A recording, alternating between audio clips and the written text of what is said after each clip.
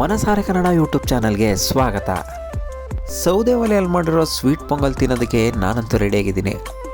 ಹೇಗೆ ಮಾಡೋದು ಅನ್ನೋದನ್ನು ತಿಳ್ಕೊಳ್ಳೋದಕ್ಕೆ ನೀವು ರೆಡಿಯಾಗಿರಿ. ಹಾಗೆ ಯಾರು ನಮ್ಮ ಚಾನಲ್ನ ಸಬ್ಸ್ಕ್ರೈಬ್ ಮಾಡಿಲ್ವೋ ಈಗಲೇ ಸಬ್ಸ್ಕ್ರೈಬ್ ಮಾಡಿಬಿಡಿ. ಹಾಗೆ ಪಕ್ಕದಲ್ಲಿರೋ ಬೆಲ್ ಬಟನ್ ಒತ್ತೋದನ್ನು ಖಂಡಿತ ಮರೆಯೋಕೆ ಹೋಗಬೇಡಿ.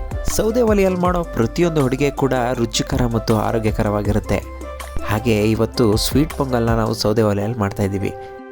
2 ಹಚ್ಚು ಬೆಲ್ಲವನ್ನು ತೆಗೆದುಕೊಳ್ಳಿ. ಮೊದಲಿಗೆ ಒಂದು ಪಾತ್ರೆಯನ್ನು ಇಟ್ಟು ಆ ಪಾತ್ರೆಗೆ ನೀರನ್ನು ಹಾಕಿ ಬೆಲ್ಲವನ್ನು ಕರಗಿಸ್ಕೊಳ್ಳಿ. ನಂತರ ಹೆಸರುಬೇಳೆಯನ್ನು ಸ್ವಲ್ಪ ಹುರ್ಕೊಳ್ಳಿ. 1 ಹಿಡಿಯಷ್ಟು ಹೆಸರುಬೇಳೆಯನ್ನು ತೆಗೆದುಕೊಂಡು ಅದನ್ನು ಚೆನ್ನಾಗಿ ಹುರ್ಕೊಳ್ಳಿ. ಎಷ್ಟು ಅಕ್ಕಿಯನ್ನು ನೀವು ಹಾಕ್ತಿರೋ ಅದರ 3ರಷ್ಟು ನೀರನ್ನು ಒಂದು ಪಾತ್ರೆಯಲ್ಲಿ ಹಾಕಿ ನೀರನ್ನು ಕಾಯಿಸ್ಕೊಳ್ಳಿ. ನೀರು ಕುದಿಯಲು ಪ್ರಾರಂಭಿಸಿದಾಗ ನೀವು ಹುರ್ಕೊಂಡಿದ್ದಂತಹ ಹೆಸರುಬೇಳೆಯನ್ನು ನೀವು ಆ ಕುದಿಯುತ್ತಿರೋ ನೀರಿನಲ್ಲಿ ಹಾಕಿ ಹೆಸರುಬೇಳೆ ಚೆನ್ನಾಗಿ ಬೇಯೋವರೆಗೂ ಅದನ್ನು ಕೈ ಆಡ್ತಾಯಿರಿ.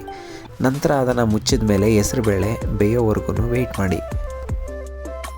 ಹೆಸರುಬೇಳೆ ಬೆಂದಿದೆಯಾ ಇಲ್ವಾ ಅಂತ ಚೆಕ್ ಮಾಡ್ಕೊಳ್ಳಿ. ಹೆಸರುಬೇಳೆ ಬೆಂದಾದ ನಂತರ ನೀವು ತೊಳೆದಿಟ್ಕೊಂಡಿದ್ದಂತಹ ಅಕ್ಕಿಯನ್ನು ಪಾತ್ರೆಯಲ್ಲಿ ಹಾಕಿ ಬೇಯೋದಕ್ಕೆ ಬಿಡಿ.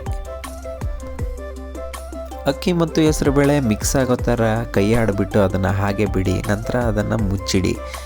ನೋಡಿ, ಒಲೆ ಉರಿತಾ ಇದೆ. ಹದವಾದಂಥ ಉರಿಯಲ್ಲಿ ಒಲೆ ಉರಿತಾ ಇದೆ. ಈಗ ಮುಚ್ಚಿದ್ದಂತಹ ಹೆಸರುಬೇಳೆ ಮತ್ತು ಅಕ್ಕಿಯನ್ನು ಹಾಕಿದ್ರಲ್ಲ, ಅದನ್ನು ತೆಗೆದು ನೋಡಿ ಬೆಂದಿದೆಯಾ ಇಲ್ವಾ ಅಂತ ನಿಮಗೆ ಗೊತ್ತಾಗುತ್ತೆ. ನಂತರ ಅದಕ್ಕೆ ಮೊದಲೇ ನೀವು ಕರಗಿಸಿಟ್ಕೊಂಡಿದ್ದಂತಹ ಬೆಲ್ಲವನ್ನು ಅದರಲ್ಲಿ ಹಾಕಿ ಮಿಕ್ಸ್ ಮಾಡಿ. ಮಿಕ್ಸ್ ಮಾಡಿದ ನಂತರ ಅದನ್ನು ಬೇಯಲು ಬಿಡಿ. ಅದು ಬೆಂದಾದಮೇಲೆ ನೀರಾಗಿರೋದೆಲ್ಲ ಸ್ವಲ್ಪ ಗಟ್ಟಿ ಥರ ಆಗುತ್ತೆ.